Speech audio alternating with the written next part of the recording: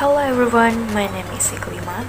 I come from Jakarta. I am currently studying at the University of Pendidikan Indonesia, majoring in early childhood education.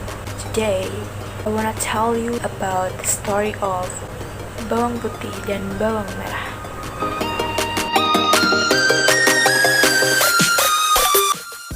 Once upon a time, in a very tall village, lived a rich merchant with his daughter named Bawang Putih. This merchant's wife had long passed away. The merchant was very fond of Bawang Putih because he was an obedient and kind girl. One day, the merchant came home from traveling. He broke a mother with her daughter. The merchant went to marry this mother. So, Bawang Putih also had a stepmother and a stepsister named Bawang Merah. When her father went to trade, the stepmother and Bawang Merah would order Bawang Putih like a maid. Bawang Putih did all the work her stepmother taught her to do, starting from cleaning the house, cooking, washing clothes, and looking for firewood.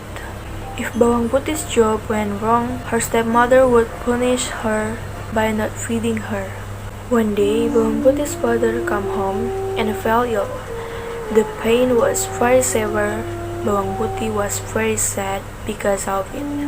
She never left his father alone, but what can God say otherwise? Bawang Putih's father also died.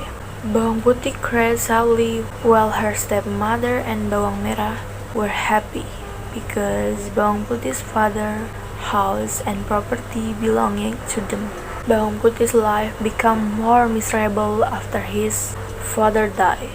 No more father who loved and comforted her. Stepmother and Bawang Merah more and more turned her. Bawang Putih tried to be patient even though sometimes he often cried at night. One day, Bawang Putih went to the river to wash clothes. She was still sleepy and hungry, and her body was weak. While washing, Bawang Putih did not realize that her stepmother's favorite scarf was away when Bawang Putih put the laundry into the basket. She was surprised because her stepmother's scarf was not there.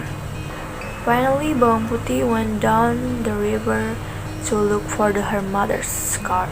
On the way, they met a farmer who was petting his cow. Then she asked, "Uncle, did you see a red scarf driving in the river?" The farmer nodded and replied, "Red scarf? Oh yeah, Uncle saw it. Looks like the towel was taken by the old grandmother who was washing clothes earlier. The grandmother's house is on a mountain." Bawang Putih immediately went up the mountain. There she found a wooden house. Then Bawang Putih knocked on the door of the house. "Excuse me, Grandma, did you find my mother's red scarf?" Then the old grandmother came out of the house and greeted Bawang Putih. "Oh, there's grandson coming in. What's your name, dear?" "I'm a Bawang Putih, Grandma. The old grandmother will give her the scarf with one condition, that Bawang Putih must help her first." Bawang Putih willing. For the whole day, Bawang Putih helped the grandmother's cook, look for firewood, clean the house, and wash clothes. For Bawang Putih, all the work was not hard because she was used to doing it. It was time for Bawang Putih to say goodbye. The grandmother gave the towel to her and said, "Bawang Putih, is the red scarf you are looking for?" "Oh yeah, I want to give you a pumpkin as a gift because you have helped me. Choose which one you like. The table is already there, choose small and large pumpkin." Then Bawang Putih chose a small pumpkin because she felt that she would not be able to carry a large pumpkin because she also had to bring a basket full of her clothes. "I chose the small one, Grandma." "Okay, take the small pumpkin, but remember, the pumpkin, don't you open it before you get home. Understand? Okay, Grandma, I will obey all others, Grandma. Arriving at Bawang Putih's house, she was called by her stepmother and Bawang Merah. Where have you been, Bawang Putih? You dared to fight, huh? Then they saw the pumpkin that was brought by Bawang Putih. Slice the pumpkin and cook it. We are already very hungry because we have been waiting for you all this time. Then Bawang Putih took a knife and cut the pumpkin. What a surprise! Because the contents of the pumpkin were full of shiny and expensive jewelry. Where did you get the pumpkin from? Bawang Putih also told everything. The next day, stepmother and Bawang Merah went to the river. They deliberately washed away the red scarves carefully. They followed the direction the soul was driving. Sure enough, the old grandmother picked up the scarf again. Then the stepmother and Bawang Merah immediately followed the older grandmother walking up. Along the way, Bawang Merah complained because she was not used to walking far. When they arrived at the old grandmother's house, stepmother and Bawang Merah knocked on the door. The old grandmother greeted her well.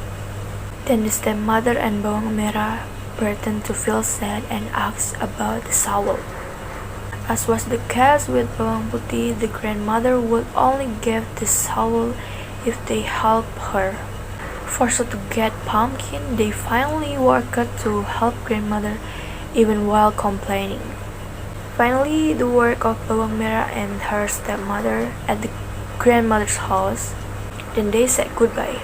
The grandmother gave her scarf to Bawang Merah and her mother. And then on the table there are two large and small pumpkins. The grandmother said, "Try to choose one of the pumpkin as a gift from me." And of course, stepmother and Bawang Merah chose a large pumpkin.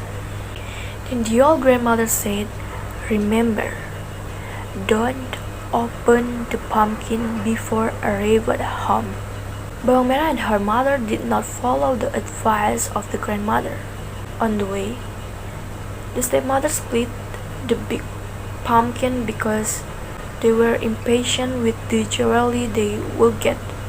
But how surprised they were, because the content of the pumpkin were venomous animals like snakes, scorpions, spiders, and centipedes. They were sunbitten by a snake. Because they were still in the middle of the forest, no one helped them. Then their stepmother and Bawang Merah died of snake venom poisoning. Their great brought them into disaster, while Bawang Putih lived happily.